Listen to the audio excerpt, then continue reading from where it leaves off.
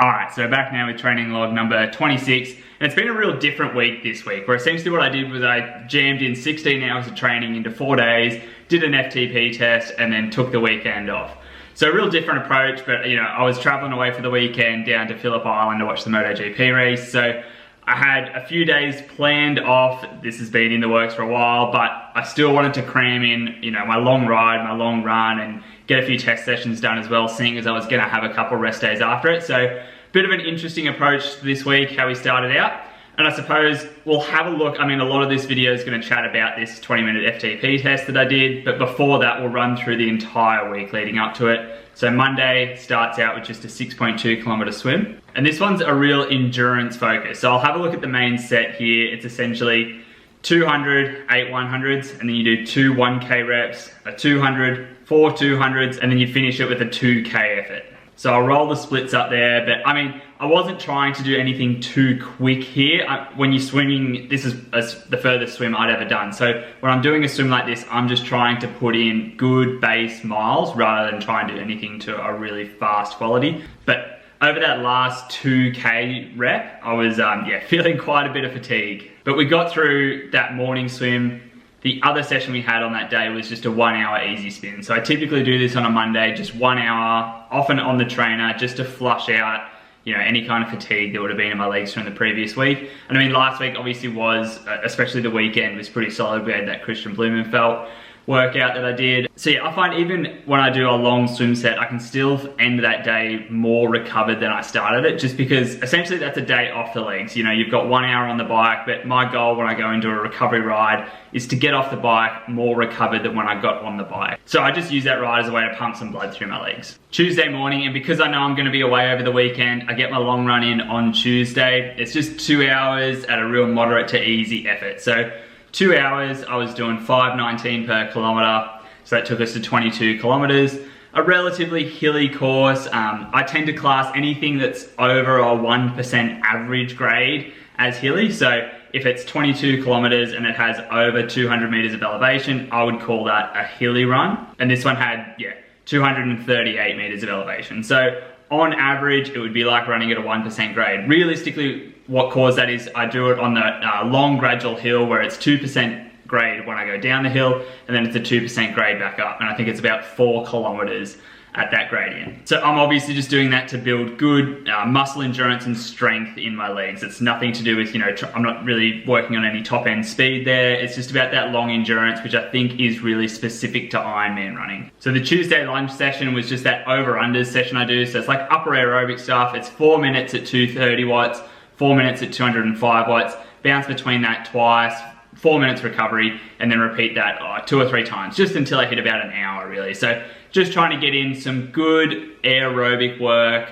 working at the top end of that LT1 or upper aerobic zone. And I'm doing all those efforts strictly in the TT position as well. So trying to work on not only, the aerobic efficiency, but also the muscle efficiency that you would need to hold that kind of power in the TT position. Last workout on the Tuesday is just that gym session that I typically do. So really basically it always consists of just a few leg exercises. So typically squats, lunges, leg press, stiff leg deadlifts, hamstring curls, things along those lines.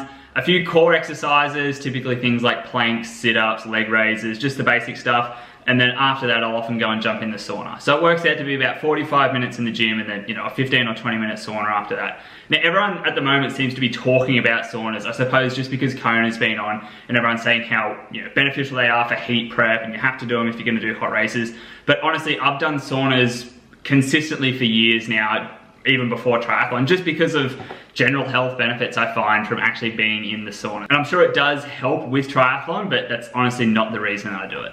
So Wednesday morning now, and it's a 4K swim. So the main set for this one was 11,200. So I suppose there was about 2.2 kilometers of work. And it was kind of cool. I actually really enjoyed the way we swam these 200. So I was told to go out hard for the first 50 and then do 125 meters at sort of, I suppose it was like Ironman race effort. So like a an upper aerobic moderate effort, and then the last 25 meters sprint it back home. So you kind of go out hard, get a bit of lactic acid, then try and deal with it, find a rhythm for 125 meters, and then really rip in for the last 25. And that kind of felt like I was getting some good muscle endurance work because I was trying to push hard when my arms are already pretty fatigued. I mean, in terms of the paces for those, I was averaging around 3:15 for the 200s, a little bit lower on some of them. So, you know, that's about 1:37 per 100, and that's all long course meters as well. So if you go back a few months, I was swimming similar times for 200s, but I was doing that in a short course 25 meter pool.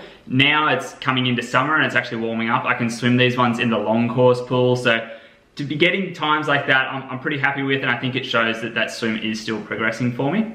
Alright, so after the swim, the Wednesday afternoon workout, and this is the one that's really the key workout for the week, and that was a 20-minute FTP test. Now, I'm going to talk about this for a while, but the first thing I'll say is a 20-minute FTP test is at best a rough guide when it comes to triathlon. I mean, the only thing it can accurately tell you is how much power you can hold for 20 minutes. And going into it, I didn't expect to see a huge increase in my 20-minute FTP compared to what it was. The last time I did one was December of 2021. So over the last about 10 months now, since I've done a 20-minute test, I've done a ton of training. And as I say a ton of training compared to the training I did in the lead up to that one. But I didn't expect my FTP to be much higher because I haven't done any training that would really be specific to a 20-minute time trial. That being said, I mean, what I've been training for is to do 5+ hours of time trialing on the road.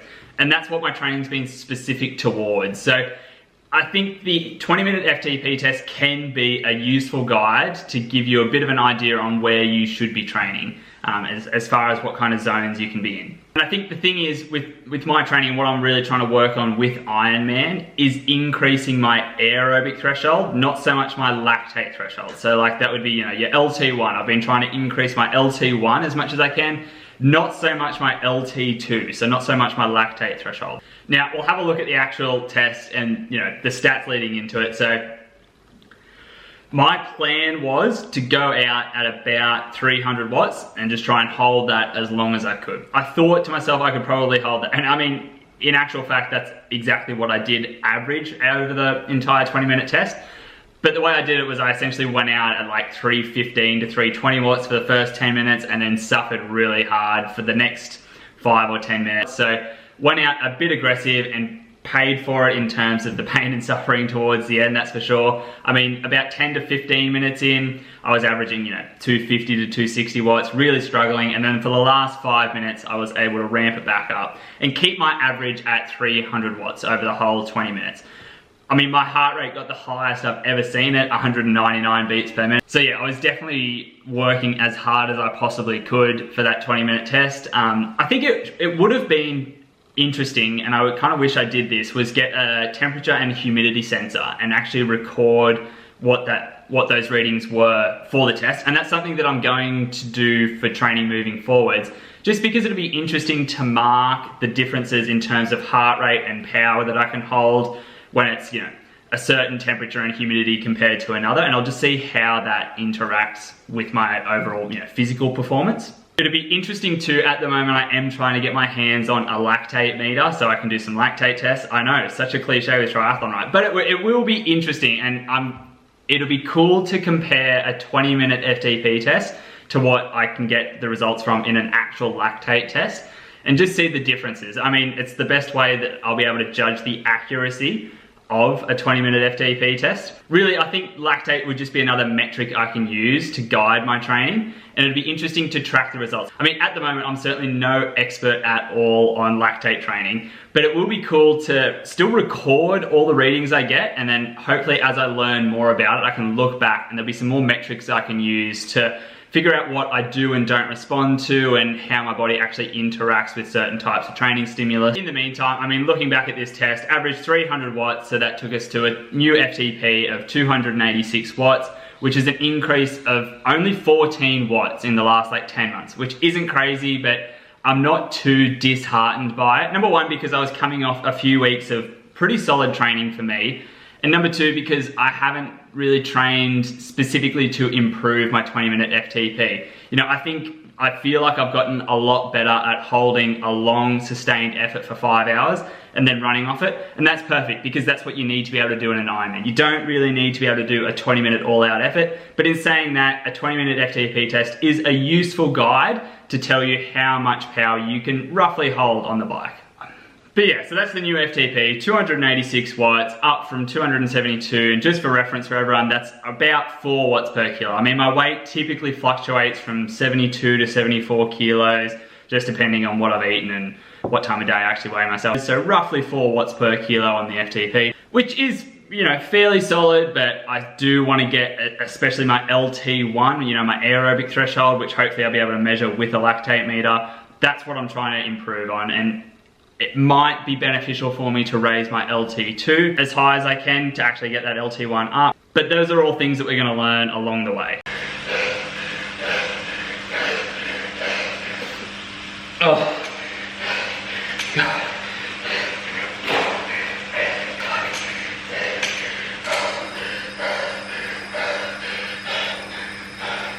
God.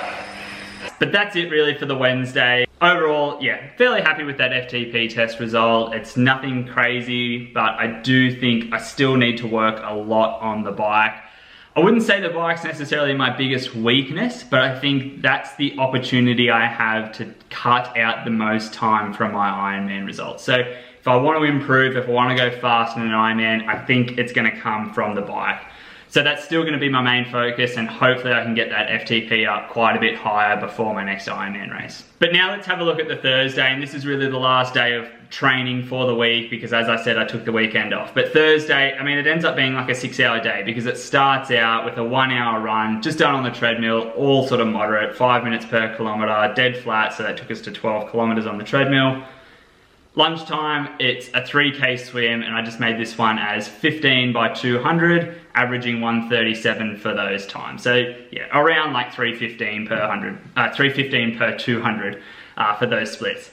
Thursday afternoon, knock off work, and I'm straight on the bike, on the trainer, and it's a 4-hour long ride. So I'd never done this before, doing a long ride midweek, especially considering, you know, it was on a work day and I'd already done like 2 hours of training before. So I was kind of tired towards the end of it, I'll be honest, but it wasn't too bad. 176 watts average, 133 beats per minute heart rate. So all pretty moderate, all pretty controlled, and you know, I was just making sure that I got in plenty of food and water while I was on the bike. Essentially got off the bike at like 8:30, so it wasn't a super late dinner or anything like that. I have said it before in the training log, I've never had a workout go well that started after like 7:30 at night. This one went well, but it started at 4:30 in the afternoon, not 7 o'clock. Did run through until about 8:30, but that was fine. I was able to refuel, rehydrate, go to bed. Then I was up the next morning, traveled down to Phillip Island, watched the MotoGP.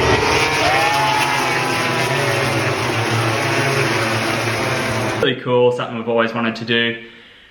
Over that weekend, it was just unstructured training. Like I did a couple trail runs, just some easy runs, but nothing with any kind of training effort. That was just doing things for fun in the morning to start the day. And I think that's kind of what I needed. I mean, looking back, we've had, you know, a 21-hour week, a 22-hour week, a 22-hour week. So like, that's all back to back in the lead up to this one, and that's pretty solid training. And in the 4 days leading up to that, I had 16 hours of training. So like, I think mentally and physically, having a couple days of unstructured training is overall beneficial for me.